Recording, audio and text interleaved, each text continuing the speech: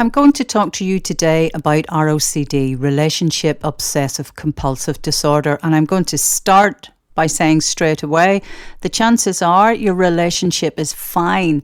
The difficulty that you'll be having is to do with thoughts that you have about your relationship.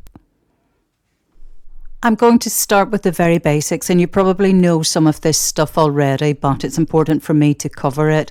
The obsessions that we talk about in ROCD are all those unwelcome thoughts and images and the nagging doubts that you have about your relationship.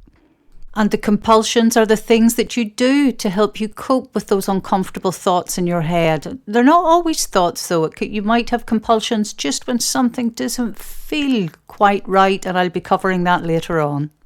In the introductory video, I spoke about choice and explained at the moment you have no choice but to jump into your compulsions. And this is because you are reacting to your thoughts and images as if they are true. I'm going to introduce the element of choice and teach you to respond in a different way.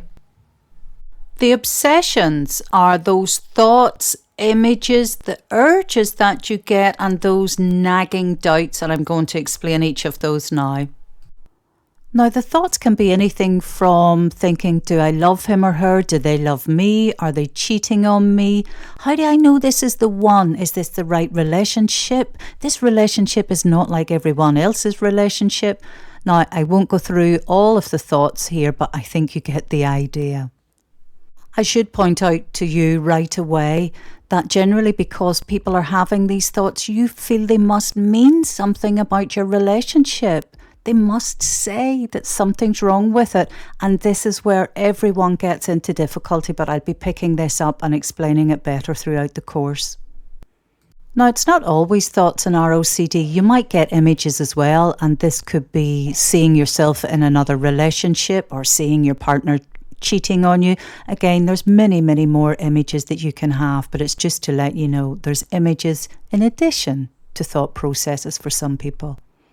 Now, you might well experience urges where you just want to tell your partner, look, I'm having doubts, and tell them, I don't love you anymore.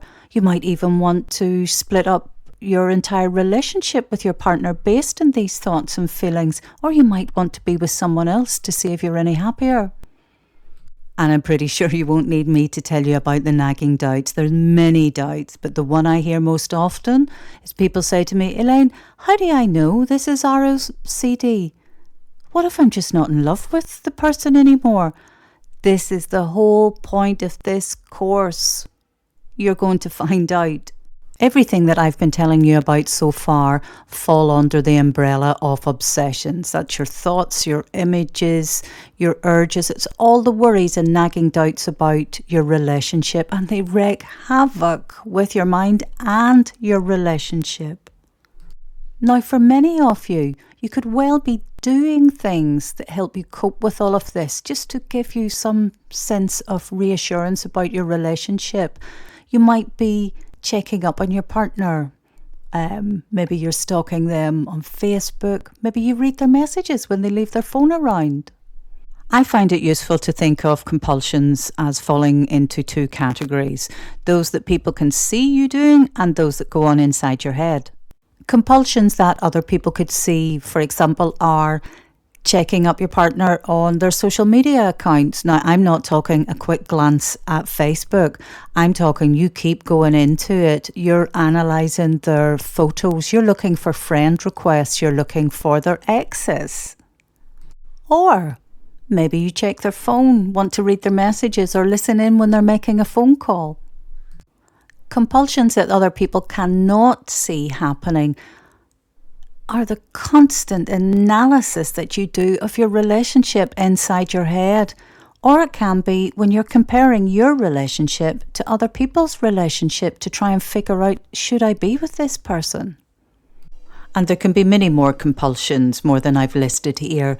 But there are two things that they all have in common, two main reasons why you carry them out. One is to get rid of some of the distress and discomfort that you feel. And two, you do them in order to prevent something bad from happening. But you know, the funny thing is, the things that you are doing to make yourself feel a little bit better or to help you figure out your relationship, those compulsions, those things you're doing are actually making everything worse, but you don't have to take my word for it. I have a little experiment for you. When you're ready, pop down to the next video and you can undertake your own experiment where you'll find out about your own obsessions and your own compulsions, and you can find out if they're actually helpful or not to you. All the materials, everything that you need is there, so don't worry, I have you covered.